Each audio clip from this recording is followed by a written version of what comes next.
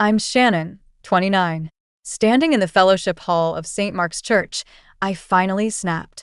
Mom was in the middle of her usual routine, tearing me down in front of Mrs. Jenkins, the pastor's wife, and a couple of other ladies. I'd had enough. "Then stop introducing me as your daughter," I said, my voice clear and strong. The silence that followed was deafening. Growing up in a small town, my family was well known. Dad was a respected lawyer, and Mom was involved in various community activities. They always wanted me to live up to their high-profile status. But I was just Shannon, a kindergarten teacher who loved her students more than anything. My childhood was filled with Mom's constant criticism. At the age of 8, during a parent-teacher meeting, Mom told my teacher that I was lazy because I didn't finish my art project on time. I remember feeling so small and ashamed, standing there listening to her.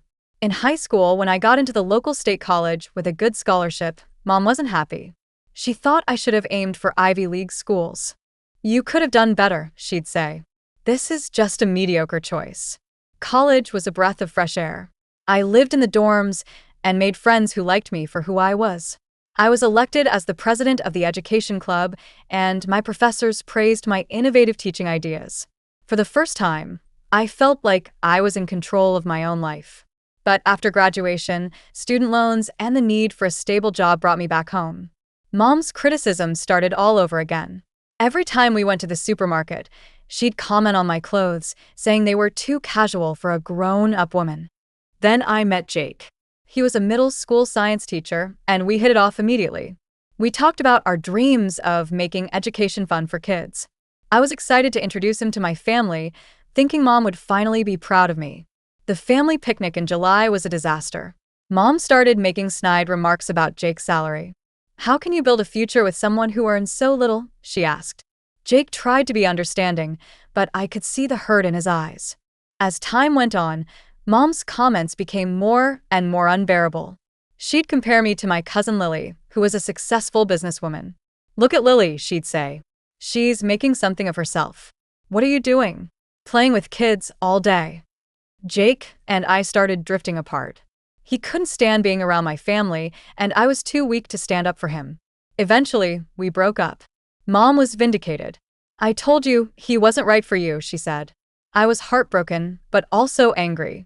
I started researching apartments, planning to move out. But I was still hesitant until that fateful Sunday at church. After my outburst at the church, Mom was furious. "How dare you embarrass me like this?" she shouted as we got home. But this time, Dad surprised me. He stood up for me. "Shannon is right," he said. "You've been tearing her down for years." Mom was shocked. "You're taking her side?" she accused. Dad replied, "I'm taking the side of what's right. Shannon is a wonderful person, and she deserves respect." I took the opportunity to present my ultimatum. "Either we go to family counseling or I move out," I said, showing her the apartment listings I'd printed. Mom broke down. She confessed that her own mother had treated her the same way, and she thought she was pushing me to be better. Dad and I listened as she poured out her fears and insecurities. We decided to give family counseling a try. It hasn't been easy. There were times when Mom would slip back into her old ways, but she's trying. Dad is more involved now, and he stands up for me when Mom starts to criticize. 6 months later, things have changed. Mom actually complimented me on my teaching skills the other day. Jake and I have also reconnected. He said he's willing to give our relationship another chance, seeing the changes in my family. I've learned that sometimes you have to stand up for yourself, even if it means going against your family. I'm no longer the shy, insecure girl who let Mom's words define me.